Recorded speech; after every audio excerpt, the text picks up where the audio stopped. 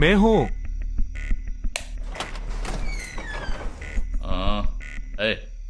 कौन है तुम? इस टाइम पे ये क्या कर रहा है?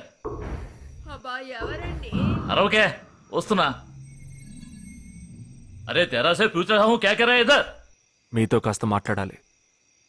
కొంచెం మేడ మీదకి వస్తారా? ఇంత అర్ధరాత్రి ఏంటయ్యా?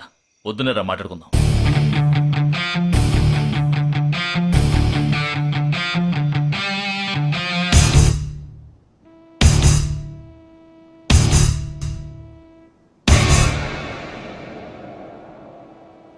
నువ్వు తప్పించిన వాడు ఇప్పుడు మా ఇంట్లోనే గెస్ట్గా ఉన్నాడు.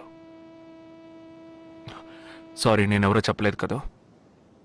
నా పేరు జగదీష్, ఇండియన్ ఆర్మీ.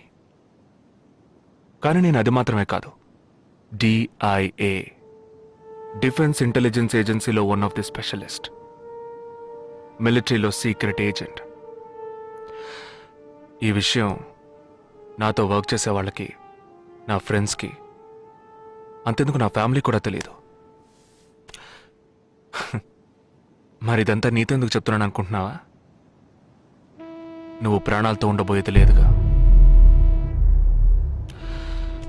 మేము క్యాంపులో ఉండేటప్పుడు ఆ దేశం వాళ్ళు మమ్మల్ని కాల్చడం, మేం తిరిగి వాళ్ళని కాల్చడం అప్పుడప్పుడు జరుగుతూ ఉంటుంది.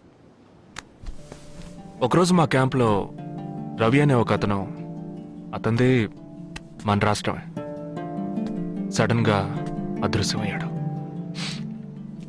7 రోజులు ఎంత వెతికినా దొరకలేదు. 8వ రోజు దొరికాడు. పాపం వాళ్ళ క్యాంపులో చిక్కుకొని ఉంటాడు. వాడిని 7 రోజులు చిత్రహింసలు పెట్టి వాడి కళ్ళు 2 పీకేసి ఈ బియర్ బాటిల్ ఉందే, బియర్ బాటిల్, దాన్ని కింద నుంచి లోపలికి మొత్తం లోపలికి తోసేసి పగల కొట్టేశారు.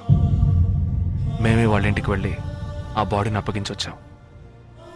తల్లి గుండెలు బాదుకుంటోంది, తండ్రి ఏడుస్తున్నాడు, అక్క చెల్లెళ్ళు కన్నీళ్లు కారుస్తున్నారు. 14వ రోజు వాడి తమ్ముడు వచ్చాడ్రా మిలిటరీకి. ఇక్కడ మీరంతా సంతోషంగా బతకాలనే కదరా అక్కడ రోజు మేము చస్తున్నాం.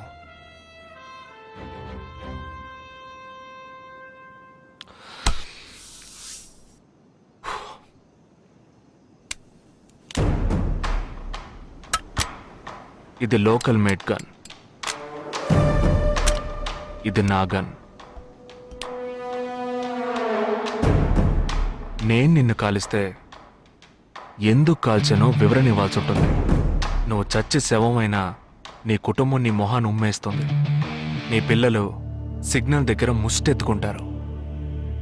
నీ పెళ్ళం రాత్రుళ్ళు రోడ్డు పక్కన నుంచొని చేతులూపి పిలుస్తూ ఉంటుంది.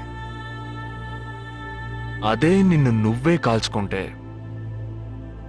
డ్యూటీ పీరియడ్లో సూసైడ్ అని మీ ఇంట్లో ఒకరికి ఉద్యోగం వస్తుంది, PF డబ్బు వస్తుంది, పెన్షన్ ప్రతి నెల వస్తుంది. నిర్ణయం నీకే వదిలిపెడుతున్నాను. ఆ గన్ ఏమాత్రం నా వైపు తిరిగినా నేను నిన్ను కాల్చేస్తాను.